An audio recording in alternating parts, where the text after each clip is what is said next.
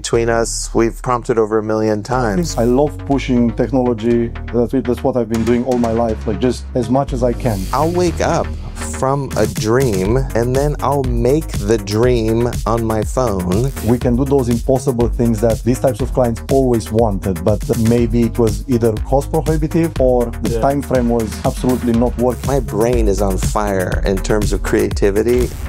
We are Topaz Labs and this is Spotlight. AI is disrupting how video is created and experienced, and we want to tell that story as it unfolds. The real heroes of that story are the creatives and studios shaping the future of filmmaking and storytelling with AI. So we're putting them in the spotlight. Make sure to subscribe to see future episodes. If you have questions for our next guests, drop them in the comments. Enjoy the conversation. So we are here with massive studios or pioneers right now in the field. And to start off, could you just tell us how you came together and started the studio and the origin story? Yeah, absolutely. Thanks for having us, by the way. The origin story is there's a couple parts to it, and I'll do one part, and the guys will do maybe the other part. I'd like to just preface it with saying that, I come from a traditional filmmaking background. And so, I've had a hit on Netflix and, I've won prizes at Sundance and Cannes, etc. And I love movies. It's in my DNA. And, I really got into AI because of the strikes. When the strikes hit our industry, I had a movie that was greenlit and then all of a sudden it was gone. And I had all this time on my hands, and I love tech. Because my father was an inventor at HB Labs, and I was always around it, growing up on all the new stuff. But, I like to use tech to make art. And so as soon as I started to jump into, creating with AI, I could see that where all this was headed. I could see that our industry was going to be needing to embrace AI. And I was like, well, instead of AI kind of taking over me, I'd rather have a say in this matter. And also I was impressed with the technology, but I could see immediately how important it is to have a creative behind it. Right. Fast forward, I was one of the first people to use Sora. I was one of the first people to have an AI film at a major film festival in the world, premiered at Tribeca, started to get a lot of press. I was starting to be asked, to head AI at animation studios, etc. And we were all like getting poached by different people.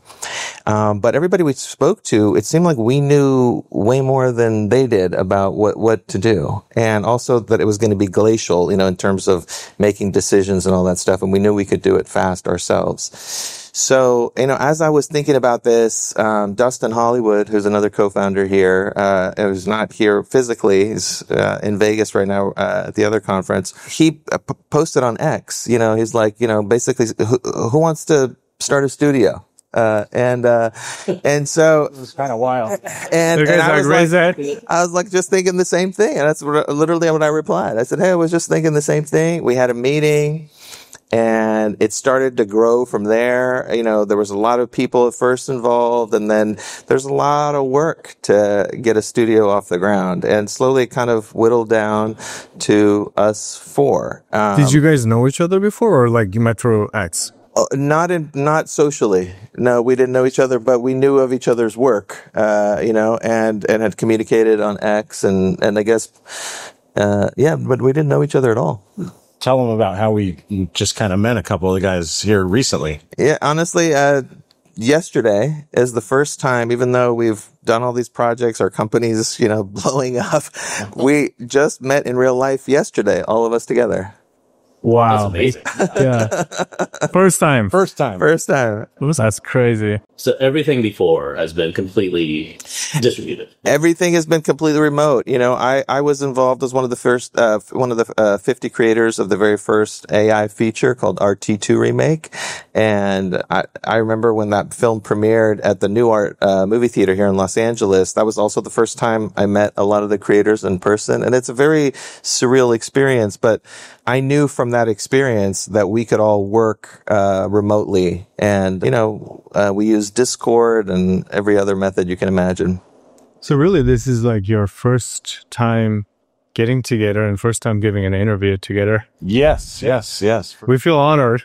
Yeah. It's great to be here with you guys. It really is. Yeah. Curious to hear your backgrounds as well. Like, what were you doing before, and how do you guys? I was doing product design. I'm still doing it. It's been in my DNA. As for Reza was filmmaking, for me was design, like apps, websites, anything you like, you name it. For me, it was always anything related to design. I've been to it for like no, it's almost 30 years now. I started when I was with the first web design in my life. So when I first started in high school, I was obsessed with it. 1 year before graduating, I already had like a job lined up. People were poaching us. I was like, yeah, I love this thing. But when AI came around, it was just something, I don't know, it was a feeling I didn't have since the start of the internet.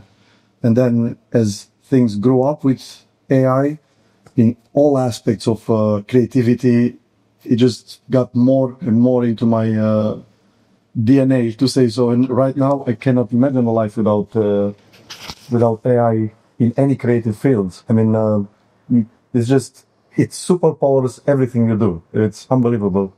And it's every day it's something new. So yeah, that's my background. One like side story. Alex was the first creative that I talked to.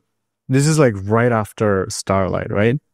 And he has a very like straightforward communication. And when we started, I remember him like, Manji, what is this? Like I know I love design, and we started talking, and that's like from the start I was like, okay, this is gonna be a great conversation. Yeah, Eastern European attitude, more direct. I love it. I remember after you had that interview, actually, Manji posted in the Slack and tagged everybody on it. Like, you have to watch this interview.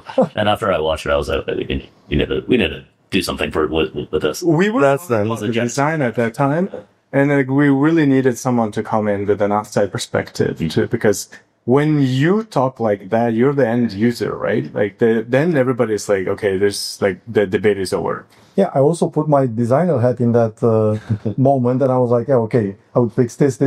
It's something like, yeah. And that's helped us as well. Like, we all come from like different backgrounds, and it helped us to put together like different ideas and different perspectives, and building a brand identity from like the website and everything. So we all pitched in with whatever we were doing best, and yeah, it worked out great. Awesome. And Mike too. It comes from I come from a similar background as Alex. I started out in graphic design, and then really spent about 15 years in web development, web design. So I started a couple of agencies, worked with big brands for 15 years, and then kind of just got burned out. Like, I think AI kind of brought me back into like where I kind of wanted to be, like without AI, I was just like, what is there? It was just kind of like, I was just kind of burned out. Mike was the first person that I knew that worked full time in AI. Yeah. What year was this? This has been the last couple of years. Oh, okay. Yeah. It's so interesting because like we heard multiple times when people talk about their aha moment or experience when they discovered AI, like they felt something. It's like someone said like it's like they're kind of going back into when they were like 17 years old. Right? Yeah, exactly. Yeah, it's so wild. I remember vividly, and I always tell this story. Like, I was following what was happening with AI, not only like generative, but also like LLMs and the transformers. And I was like, okay, this is going somewhere. And I was telling everybody, this is going to change a lot of things. And nobody was like, man, it's not going to be like that. You're going to talk with an AI is going to respond back in every information you can imagine. I was like, yeah, it's going to happen. This was like years before any ChatGPT.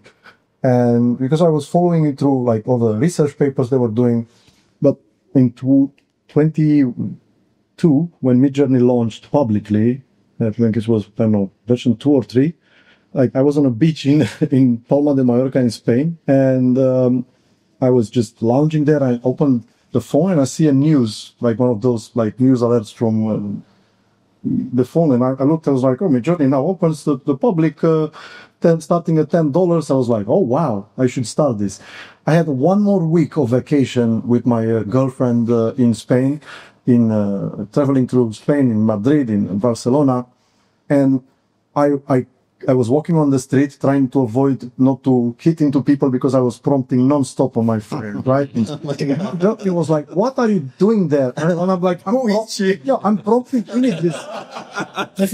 I'm prompting images. And she was like, you're doing what? What does that even mean? Like, I need more context. What is this? I was like, look, I type a text and this comes out. And she was like blown away at that moment. But she comes from like non-technical background. She's a psychologist. So like she tried to understand like what's going on here, right? And it was a very interesting thing to see that like this thing that took over my vacation and I completely started to ignore it. We were going with friends at dinners and I was just like prompting nonstop. And after that first week I got home, I was like, wow, what just happened? Like it just took over everything. It was incredible. And for me, when you said, you heard someone that took back to when they were 17, like for me, it actually is more when I was like 5 or 6, because when I was that age and when I saw my kids at that age, it's just, you don't need toys to play, right? Like anything can become anything else, right? You just pick up a stick and all of a sudden it's a magic wand and you're creating everything in your imagination and it's real. And to me, it's like the first time I had the access to create anything I wanted, I had my magic wand, So, I want to ask about massive studios. For those who don't know, how would you describe what Massive Studios is in your own word?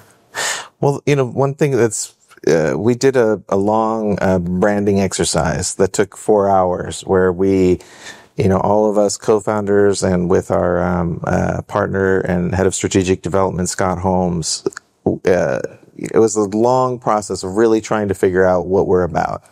And the conclusion that we all came to is that our passion is storytelling. And that's the simplest answer, I think, for me. But I also think, what's interesting about AI is, I've always had a lot of interest. Like when I started out in film and I went to, UCLA, I was asked to choose one path, which became acting at that point. But I was like, why can't I be a writer, a director, producer? I love all these things, and at that point you had to really choose. And then at a certain point when digital technology came in, you could do a little bit more, but still people wanted to know what you're known for. But with AI, it's really pervasive in every sector, especially of the arts. And we all love, music, photography, cinema, etc. And so one thing that we've built with Massive Studios is a really incredible ecosystem, so whether it's in the immersive space, whether it's with movies, commercials, TV, VFX, it's going. And we're also building products in-house with, we've got one of the greatest product developers in the world who's overseeing it. His name is Ian Glasson. He started at Apple, but, you may have heard of a couple other things he worked on called the Amazon Alexa and the GoPro. So it's all encompassing, but I don't know. I mean, what would you add to that?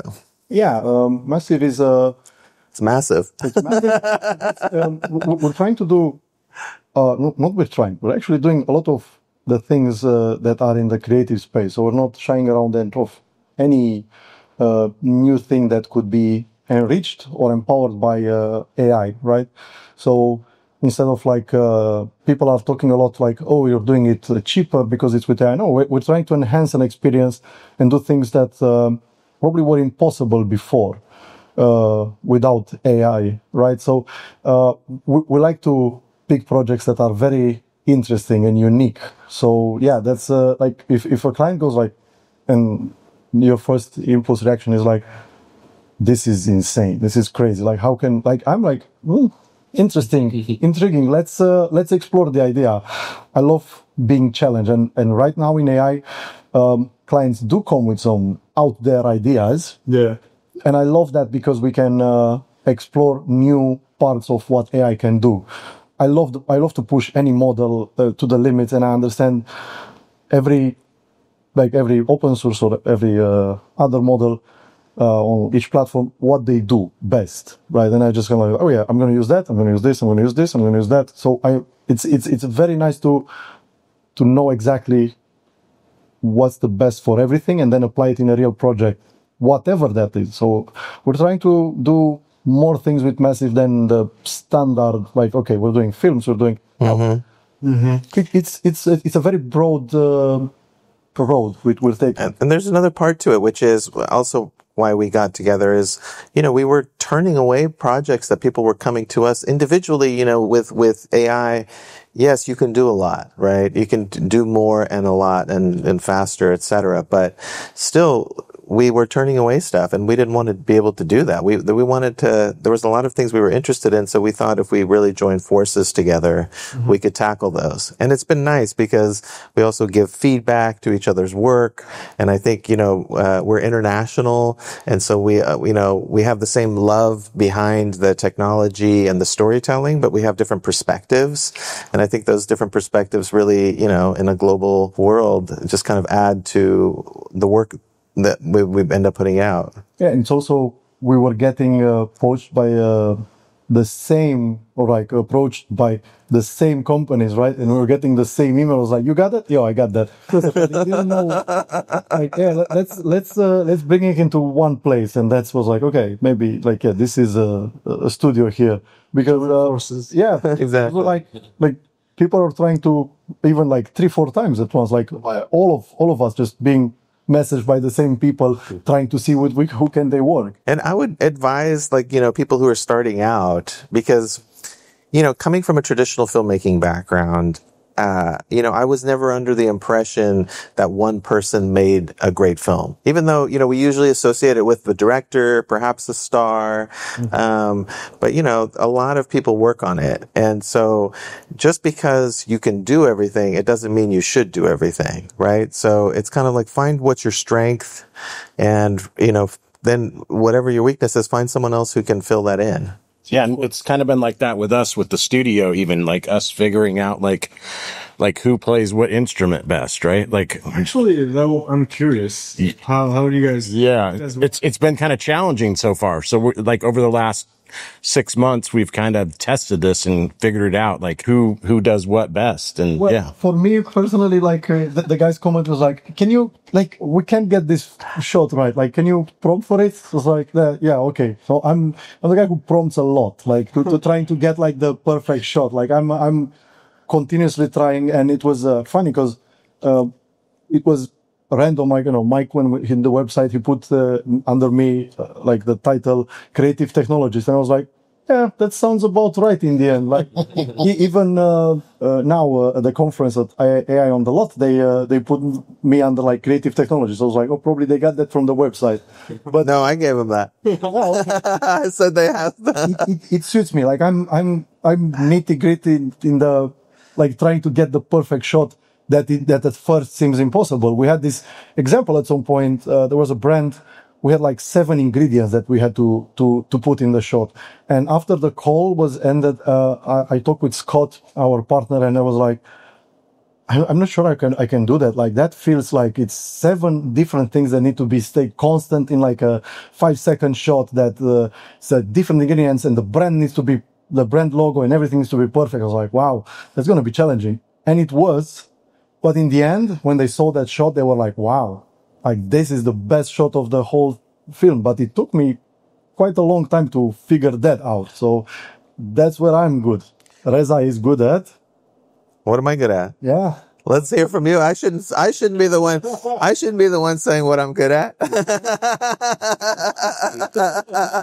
We all know what we're good at. No, I mean, look, I will say this about, I think I'll just speak for myself. What attracted me to this particular group of people was, one, I loved the stuff that everyone was creating, on their own. So it was a pretty strong collective. And then, as you get into stuff, you kind of see what people, like Dustin, I mean, for example, does a lot of amazing visual stuff, right? But, it's like when we think of high-end fashion, immediately Dustin's mind comes to mind because he loves to make that stuff. So it's kind of like what really drives you, But for me, at the bottom line is storytelling. It's like, how do we put the thing into a story?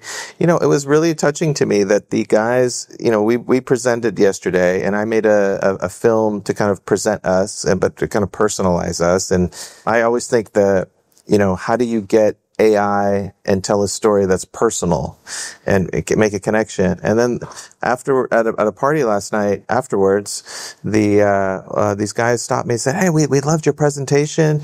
And one guy said, "Hey, I cried during your movie." And he connected to something, that there was I shared a personal story, and it found out it's like the guys who make Rick and Morty. And I was like, wow, I love your show. And then we had this long conversation actually about how important it is with whatever you do that there's some sort of emotional connection, whether it's, you're laughing or connecting on a deeper level. But that's my thing. I'm like, I want to kind of humanize AI. Yep. That's about right. Like, Reza just brings everything together into a story and just, makes everything work between us. He's like the creative visionary that also saw like in each of us what we were good at and then just puts it all together.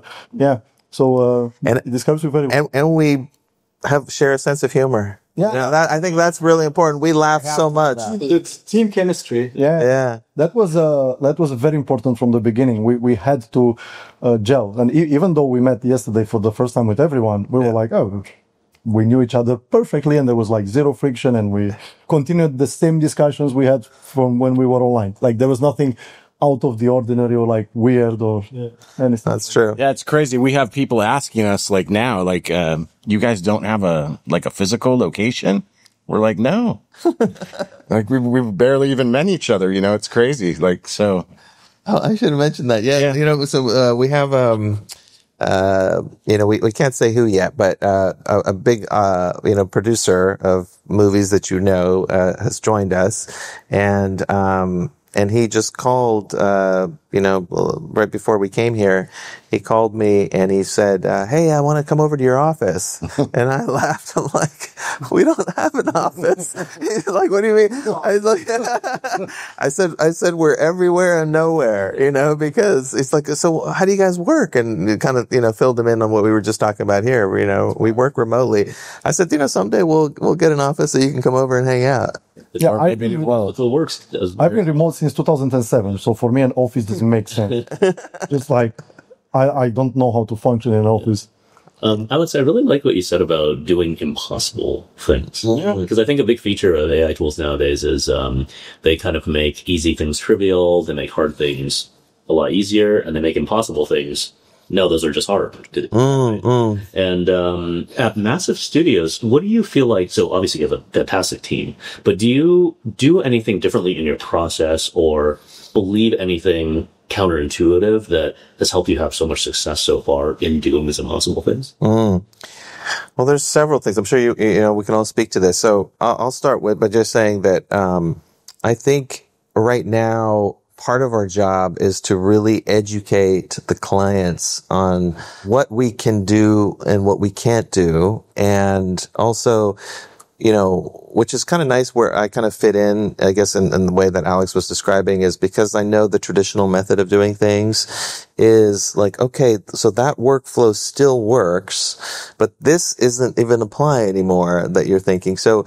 I think a big challenge is really just getting the clients up to speed. But, what was interesting, I don't know if you're going to preface this, but, we're here meeting at AI on the Lot doing this interview. And, our panel yesterday, was really cool because we were the only, people who actually, our client decided to fly in, our very first client. And, we've become friends because, one, we caught them up, with the brand advisor comes from a traditional background. So he's been in TV before and he knows that system.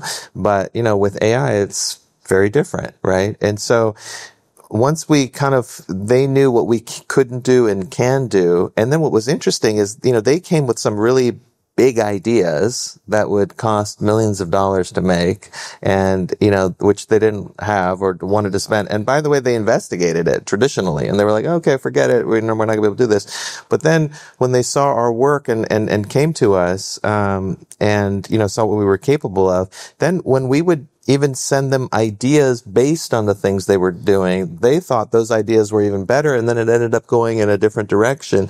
So, it's really about forming that relationship, catching people up to speed, educating people, and but then also just making them feel, I guess I would say, because there's two really big misconceptions, I feel like. One is on the side that they think anything is possible at any point with like a touch of a button. And that's not true. And I think with, young, creators who are starting out, I hope that they can really value their time and their creativity and work that goes into it, because we do, and we're really, we try to shed light on, well, this takes this much time. But like what Alex was saying, if there's a shot that someone wants and it takes 100 generations to get that shot, there's a lot of time that goes into that. And we've done that, but we're really upfront with the client of, how this works.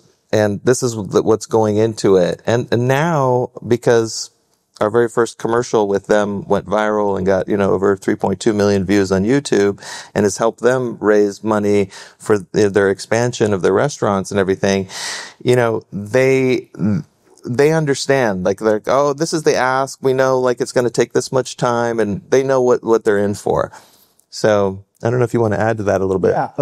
The latest discussions we've had with them, after we've done a few pieces for them now, they understand from our conversations and from what they've seen and what they investigated further with what's possible. And now they have some crazier ideas, even bigger ideas, but they understand what is possible, right? Yeah. So they understand that you can do the impossible things, but they understand, like, okay, up to here. But it's still a grandiose idea, and I can't wait for everyone to see the new thing. Also, keeping up with the tools, right? Because that's another thing. AI is just evolved like on this hockey stick graph, right? And everything just grows exponentially, and we have to adapt every time, and we have to talk with them as well. Like this is where we are now. This is where we are now.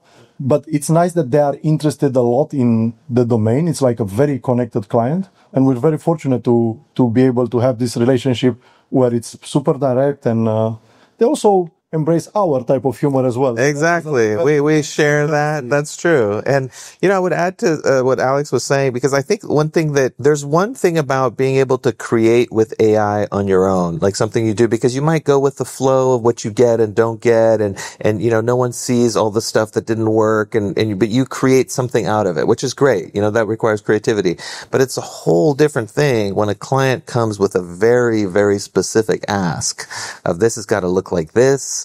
This has got to happen at this point. I want this kind of music.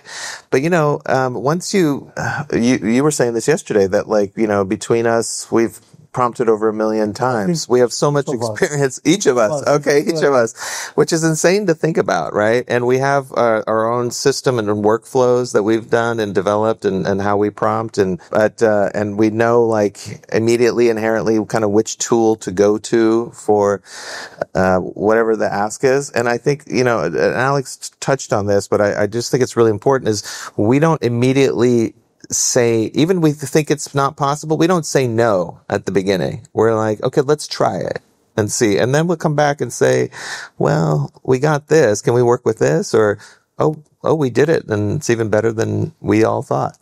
Yeah, it's always been a motto in my life. When a client comes, and I don't like to say, like, oh, no, that's not possible. Like, it's absolutely, I think insulting a bit to the client because they came to you with an idea and you have to make it work no matter what, even if it sounds impossible at first. So I'm gonna like, okay, interesting. Let's talk. Let's see what we can do, and then make our utmost possible to make it work for them. And if it's really, really impossible, we meet somewhere on their side, not on our side, almost close to what was there. But I love pushing technology.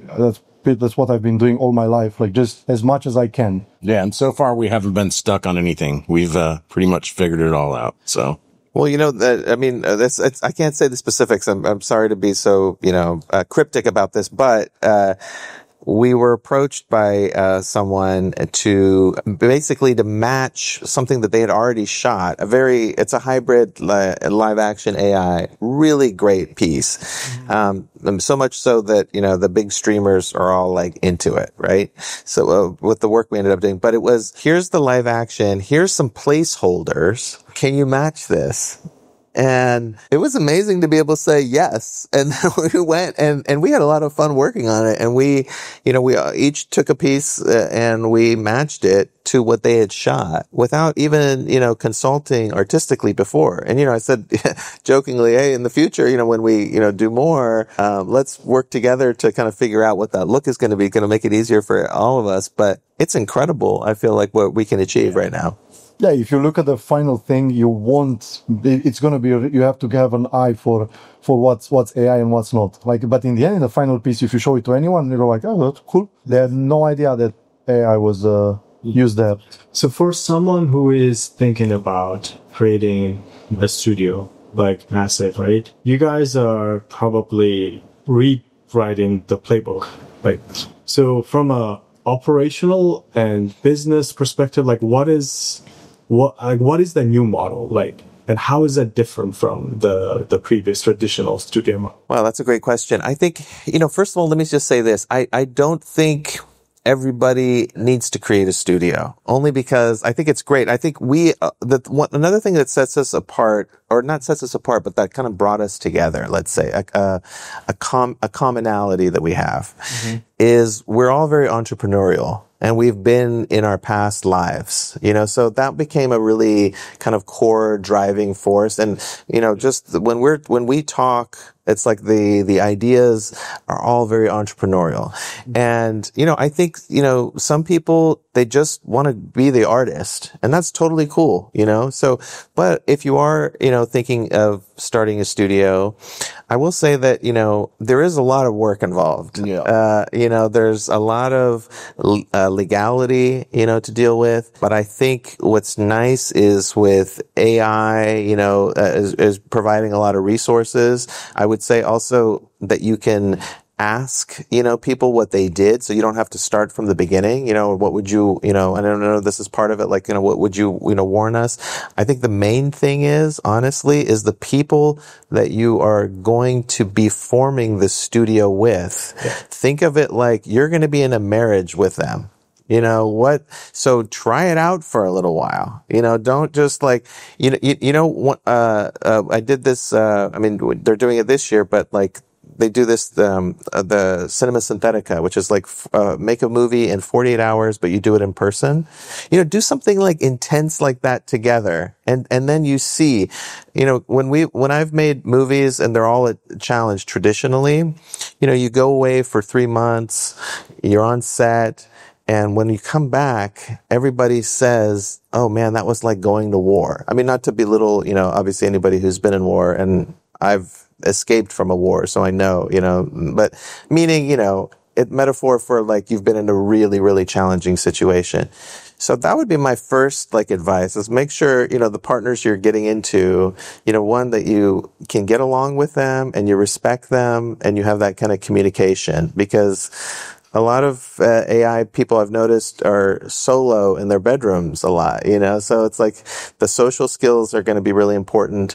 And then, I think your question was really, I love the question you asked, what's different about studios now, our studio versus the kind of the traditional model. is I feel like we're so nimble and like can move so fast, between projects. We can pivot strategy, we just can make decisions really quickly.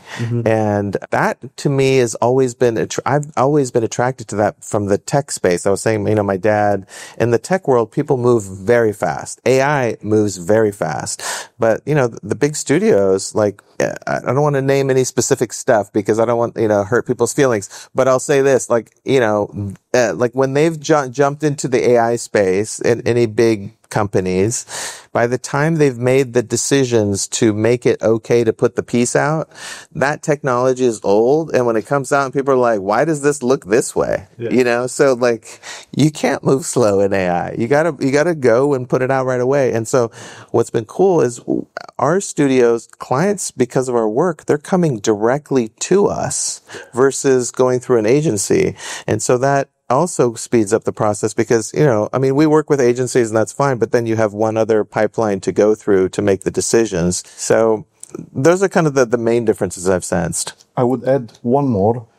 Get somebody to handle the business side more than anything else. Scott was instrumental for everything we did, and we were very fortunate to get him early on board. As artists, it's very hard to focus on all the emails, all the project management, all the negotiations and contracts, and so Scott has been like super instrumental to us as a glue also between us and mediator and get a great lawyer too. Great lawyer. We have a great lawyer as well.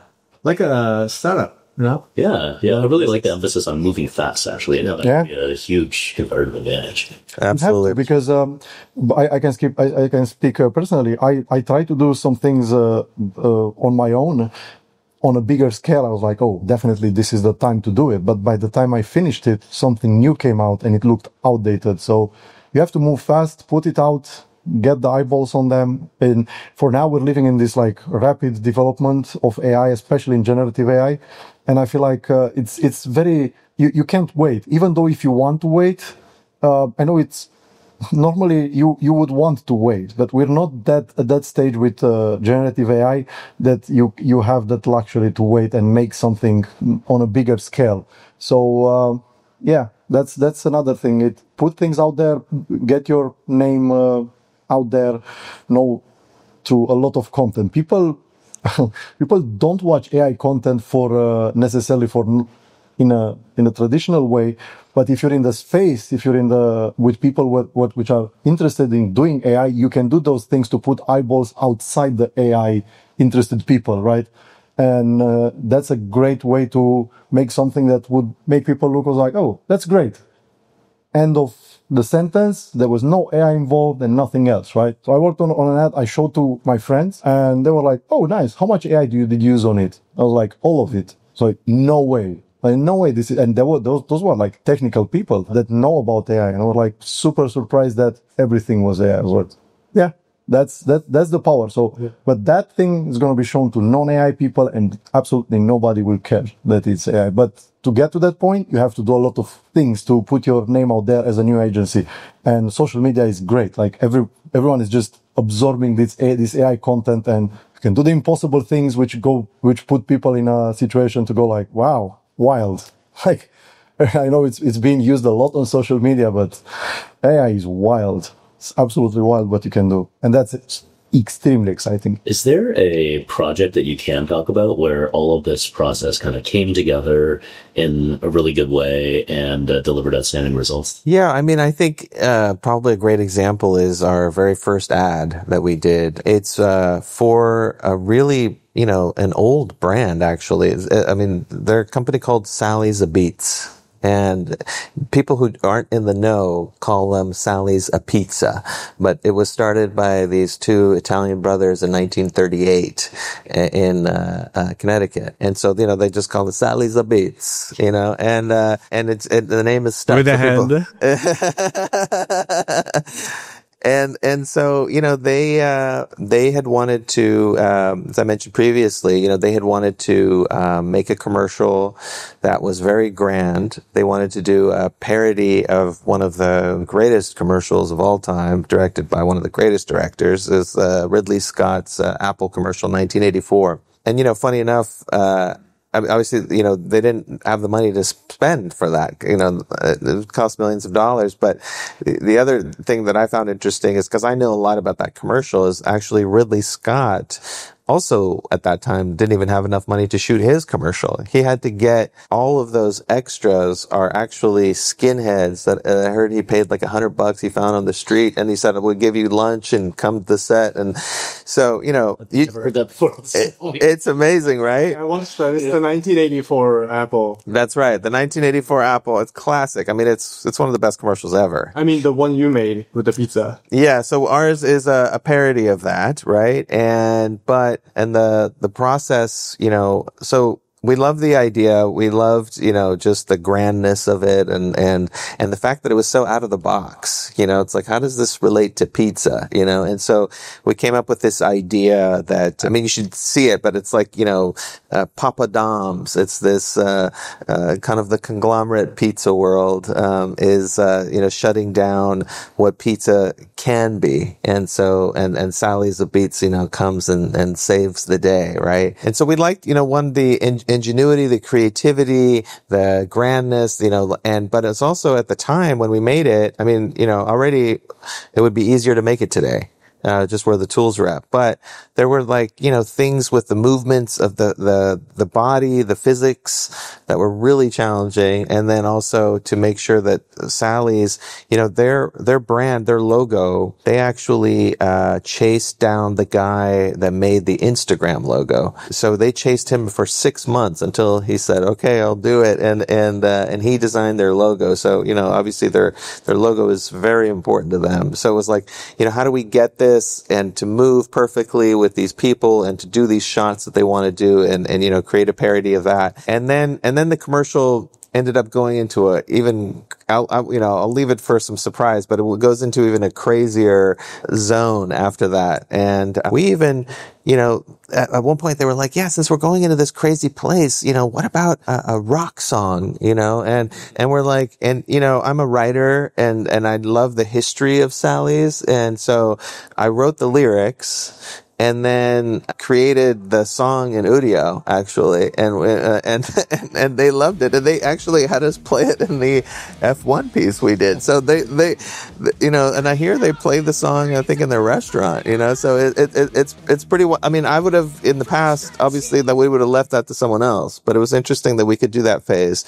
But that was a challenging commercial because not only because of the shots, but as I was saying, like to get these movements to match, to have the kind of epicness they wanted of how it make it end. And in that one, I can tell you, it would be easier to name a tool that we didn't use, which I don't even know if there is one that we didn't use. It was right. I mean, can you think of one we didn't use? No, yeah. We used everything in the book. And what was cool about this is the culmination was they were opening a new store and a new restaurant, and the restaurant has an 80-foot screen, and they were like, can you make this of a quality that we can actually screen it there? And we said yes. As a matter of fact, we can. And we used your guys's, we used Topaz to do it, and, it was, they were very happy. We gave them 2 versions of the 4K, and they were like, what's the difference? I go, honestly, most people won't be able to tell, but we're just kind of very specific, and there's a little bit here, there's a little bit there, and they couldn't tell. They said, we're just going to pick one. And they played it, and they were very happy. There's a very interesting Netflix series that one of the episodes shows the process of the guy you're talking about who created the logo of Instagram. Oh, really? I'll have to see that. Yeah. Right. I forgot about that. That's an interesting series. Yeah. That was a great, yeah. Yeah. Wow. Okay. I'll check that out. The other thing I would add, this was the first ad, and it got over 3.2 million views on YouTube, and it's helped them and helped us, tremendously. There hasn't been much AI hate on it, which is also very cool. You get in the comments a lot on the. Yeah, I mean, people get them, just because we're in that phase of people trying to learn about this stuff. And, I heard my friend Mike was describing it as politicizing it, whether it's one direction or the other. One is like convincing you to buy something, you must use this product or don't use this product, no matter. And we don't really come at it from that, obviously, but we're very thrilled that they're so happy. And also through that process, I will say we learned a lot about how to work with each other and what the workflow should be. And also, maybe you don't need as many people, to make it go faster. So, we started that one with a group of 4 people. And now with the different spots we do for them, we have teams of 2. If you were to describe it, right? Like, I'm sure there's some secret sauce. It's involved. Yeah, it's very involved flow because it is very involved. It's we talk about pretty much before every project. We have our creative meetings and we go like, how are we going to do this? And everybody like pitches in the ideas like maybe we should use this, maybe this. But we've had projects where I messaged the client after all the assets were done and like, we're changing everything because we have a new tool. And they panicked that everybody was like, wow, no. Because in their mind probably would have taken like 2 more weeks to do this. I was like, no. 2 hours, 2 couple of hours, I'll put it together. Because I had the prompts, I knew what to do because the new models were allowing a lot more from what they want. I was like, this is going to be great. Don't worry. And then when I presented the new assets, they were like, wow, this is insane. So it was in the same day. Basically, they mailed in the morning. In the afternoon, I did that. And towards the evening, I sent all the assets back. So the workflow is very fluid. It has no workflow, but there's no set work. No, it depends on the project and the client, but there's and like you said, I mean, there's a special secret sauce to certain things, which we'll hopefully be able to present to everybody in the future soon. But one thing is that I can say is that we form relationships with our clients. We have a weekly cadence, with them, and it's very integral. Like with Scott Holmes, handles on the business side, and then whoever's leading that particular project is there, and we always want to make sure that the client is heard, and even if it's, just to check in, if there's nothing really to be done. And, I mean, it's a testament to our relationship that we formed with Sally's. Like they flew themselves out to come to to be a part of our conference and, talk about it.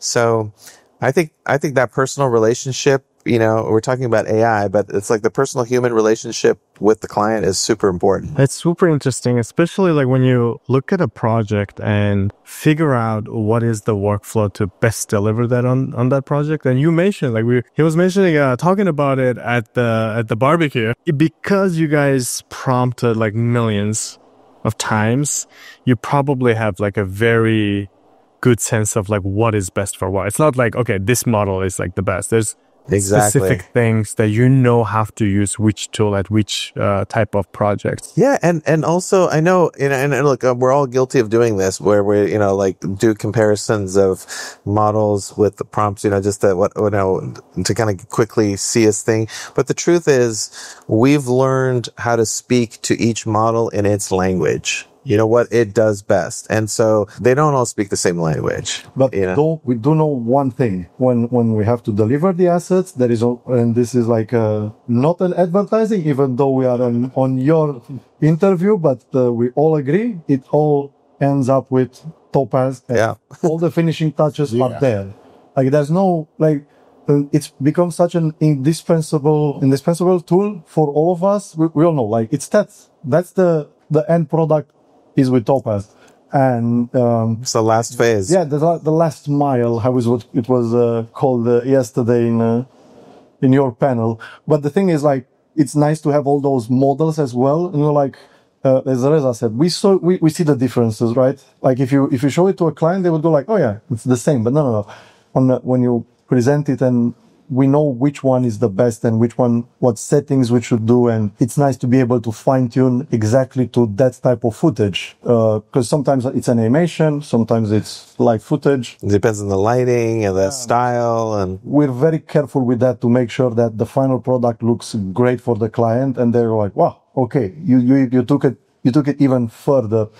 And we do have some projects where we're gonna do more than 4K. That's right. So it's gonna be like very interesting to tackle those as well. And we can't wait to try out your new tools for even enhancing even more all our final creations. Are these planned to be displayed on much higher resolution? Yeah, that's right. That's right. I've had talks with some clients that they want 120 meter screens. So that's quite big. Yeah. So, I'm like, okay, let's make it work. 16K. Yeah. Yeah, maybe 16K, but like it's a very interesting age to live in which we can do it as a small team and we can deliver these kinds of things with the right tools, and it's great. Like it's absolutely amazing because again we can do those impossible things that these types of clients always wanted, but maybe it was either cost prohibitive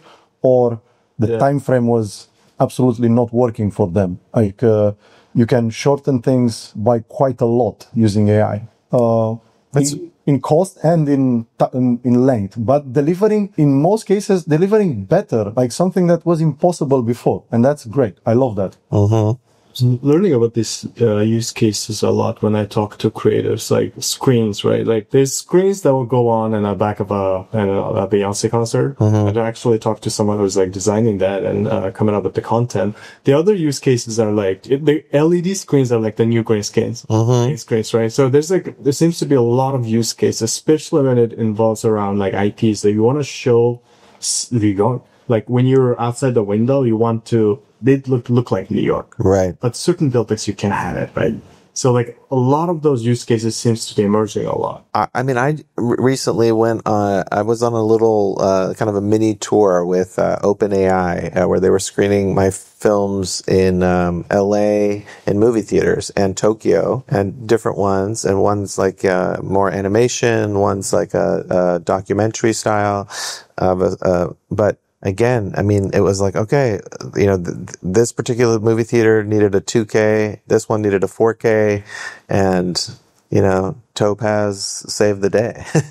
I mean, and it's just amazing to be able to to meet the deadline, to be like, okay, you need it by this time. Okay, I know how long the render in Topaz is going to take, so I've got till this time till I can finish the movie, which is, you know, unheard of. I mean, before, you know, you would have to send it somewhere, you know, and have that be done. And so it just gives me more time to work. I was going to say one thing I've noticed with Topaz, I just recently got one of these M3 Macs and your system just rips with the new Mac processors. It's like amazing. It's like night and day faster than it was on my previous Mac. I really appreciate you saying that because most of the feedback we get about our models is it's slow. So, oh my gosh, like it's night and day. Like it's Tell them how fast it is on yours. oh, it's like literally like a 5-minute render 4K was like 3 minutes or something. oh, great. Yeah, I was getting like crazy fast speeds, but I bought one of these really fast MacBook Pros. So Yeah, the panel Alex mentioned, last mile. Julian was saying the same thing. It's like maybe we should make a T-shirt that says "I finished with Topaz." yeah, exactly. Yeah. I think I've used Topaz on every project that I've We all do put out. I don't know anybody who doesn't. Yeah, the thing is, you cannot generate things in high resolution because it goes exponentially up, right? It's not a 1080p is not double the time from a 720p, and a 4K is not double than 1080p. It goes up to 32 times slower. Like it's just a lot more pixels, and it theoretically is doable, but then one generation would get you to hours, probably a day of generating one, and it's just not feasible for anyone in terms of computing power, GPU consumption. So then upscaling is essential to this process, right? It's just like everyone just does some kind of upscale from a lower resolution thing. So then to have like all the things from Topaz suite to be able to get them to the final shots, right? That's great. Like, I don't think we would be able to do anything without the Topaz tools. Like, it just doesn't. I don't know how would you do it? I don't know. I tried. It was impossible. So it's definitely like the best quality, and it just preserves everything. And you go like, wow, okay, this is great. And I love watching. I love my personal test. So in my studio back home, I have like my computer, my laptops, whatever. But I also have like a really big OLED screen, right? I don't know how much is in inches, but it's one of the biggest OLEDs you can buy. It's there on the wall, and I turn off the lights, and I just watch it on there. And if it looks good, then that's my test of delivering that product. If I don't like it, I'll try again with maybe some new settings, some new models. But seeing it on the actual devices that people are gonna see it, that's a great thing. If it's for social media or whatever, yeah. You don't need to go to those lengths. But it's nice to see it and hear it in a real environment, to say so. Looking ahead, where do you want massive studios be in 5 years? I love that. Yeah. I mean, we do have, I mean, there's certain things that I feel like we, it's part of our strategy. So, maybe, but I think it's inherent in the name, it's like, it's going to be massive. It's going to be massive. And, I think, all these different, spheres of art that we're involved in, that I think, is basically growing that exponentially. We've, formed partnerships with studios, in different countries, and, which I'm super excited to kind of, that work traditionally, we're really excited to make those announcements. But I just see what we're doing on a much bigger scale. And also I think because of the type of stories that we want to tell, and the kind of curation inherent in our taste and our selection, I see us as being one of the studios that people want to see the work from. It's like they know inherently, like, okay, this is a massive studio's production. The same way that like people think of A24 right now, I see us in that position, and I'm really excited about it, so, and also I just want to say that, because for me, I didn't know anybody in the movie industry. My parents thought I was crazy. It's like with Iranians, it's like, you either become a doctor, an engineer, if you're going to be really rebellious, maybe go be a lawyer, but, and so, they about panicked because I was pre-med going to go to Berkeley, and then I just switched gears, and now they're my biggest supporters and everything. But I had to find my path, and it was challenging because there weren't like certain stories and stuff being told, but I really believed in my storytelling abilities and the stories that I wanted to tell. And then when finally, I got to make a movie that everyone thought I was super crazy to make. No one wanted to invest money into it. And then when we were, not only after Sundance and all the other stuff that was really cool, but when we were at MoMA at the opening night movie, as at Lincoln Center, I was like, oh my God, this is one of the heights of art. We've come here, we've made it. It's like, this is incredible. So I feel like I want to be able to help empower a lot of other storytellers, and I think where we'll be one of the places that a lot of creators want to come and work. And, we're going to really welcome that. Yeah, that's also something I'm very passionate about, to find the storytellers all over the world. And I think at this point, you can have a kid from Pakistan, you have a kid from Nigeria, from wherever you want, Madagascar, even from a small town US, I don't know, rural Canada, whatever, anyone. Just find somebody who's great at this, who has a story to tell, and we want Massive to be a platform for that, for them to be able to say that. Because even I am coming from Romania, I've never had anything to do with movies directly as work. But I will know, when I was a kid, I always wanted to be a filmmaker, to make movies, to direct, to produce. Later on, I realized maybe I wanted to be a cinematographer, not necessarily a director. But I've always been attracted to this. But as for you, my parents were like coming from like teachers, engineers, not very artistic inclinations. So I was like, yeah, I want to be a designer. I want to be a musician. I want to be making movies, all these kind of like artistic things. And I did finish like IT in the end. And I started out as a programmer more than a designer. But then I was like, nope, I'm done with this programming stuff. Like I can't do that anymore. And I love that about AI as well, because I understand inherently how it works and what's behind it. And I think it helps to form my ideas with that. And I know like how technology evolves, and I've always been like a technical side, but also like a creative side. And I think I'm somewhere in between, but lately I just try to be more on the creative side. But it helps to know technically what's behind the scenes. And I think that's the same for you. Like you have this like, you're a very creative guy, but you understand technicality and what goes into this. Right. So it's like that thing that is like very unique to be able to use like both sides, because I've seen artists who are just artists, and it's just like wild. They do crazy things and they do wild stuff, and it's great to have that kind as well. And on the other side, extremely good programmers and extremely technical people who have no idea what's red, what's yellow, what's blue, right? For them, it's just like colors, right? So I like to be in the middle somewhere. And I love this concept of being well-versed in a wide variety of things, but then being really good at a narrow task as well.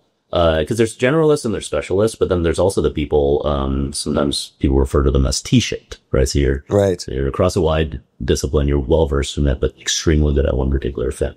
And it sounds like at Massive Studios, y'all managed to find a bunch of people like that, and it's turning out amazing work for you.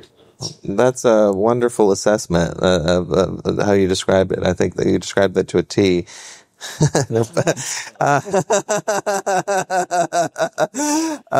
But I was just going to add this too, which is what we were talking about, where Massive is in 5 years.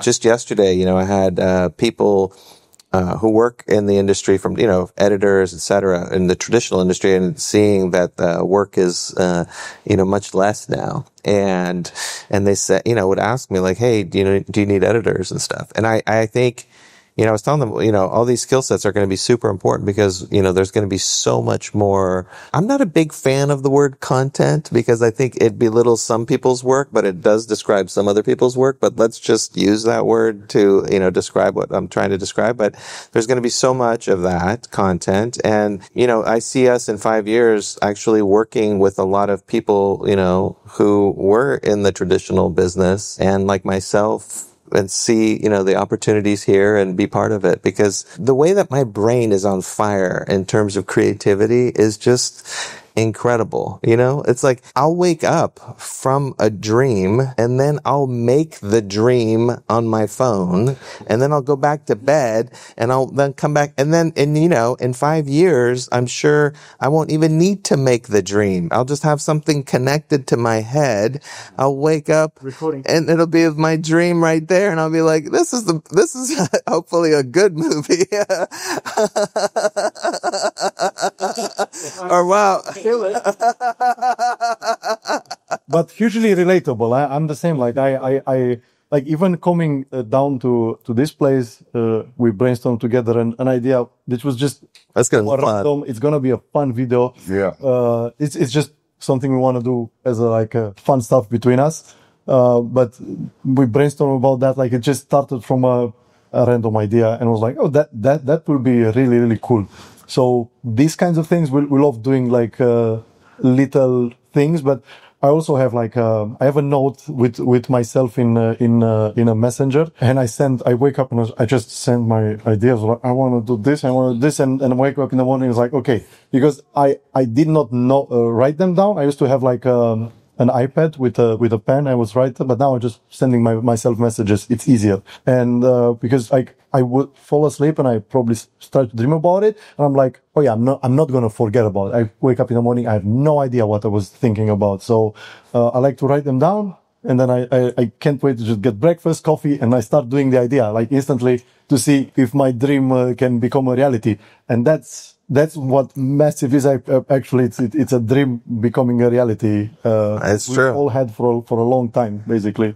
I would love it if, I mean, hopefully you guys would be open to this idea, but I would love if you could invite us back in 5 years and see if, see where, where we're at. Annual. I would do it annual, actually. Every year. 5 years is like Okay. years in AI age. It really is. Yeah. Yeah, so like I do think there was a question for the head of Gemini, like, what do you see Gemini like 1 year? And she started laughing. I was like, oh. Let's talk about next week. maybe let's talk about next month. But like, it's impossible to predict what's going to be in But like with what he's saying, I mean, it's true. Like we're not, there are things that we can't conceive of right now, like of how we're going to be, experiencing stuff, I mean, it's going to be a lot more immersive stuff. Yeah. Immersive experiences where things are happening to you and with you. Yeah. I think that's very clear to me that things are going a lot into that direction. Like, I could easily see I'm having whatever, 4 months from now, I'm thinking about, oh, that was so cool when we did that interview, and then all of a sudden I can just kind of describe where that is, and I'll just sit on my couch and you guys will be there with me in some form, and we can relive that moment, that interview, and I'll be like, oh, that was cool, and then move on. I mean, anything is possible. Yeah. Awesome. Great. It was fantastic learning more about Massive Studios. Thank you so much for taking the time. Thank you guys for having us. This is really cool. Yeah. Thanks for watching this episode of Spotlight. We got more creators, more stories, and more episodes coming, so make sure to subscribe. If you have questions for our next guests, drop them in the comments. We would love to include you in our future conversations. See you in our next episode.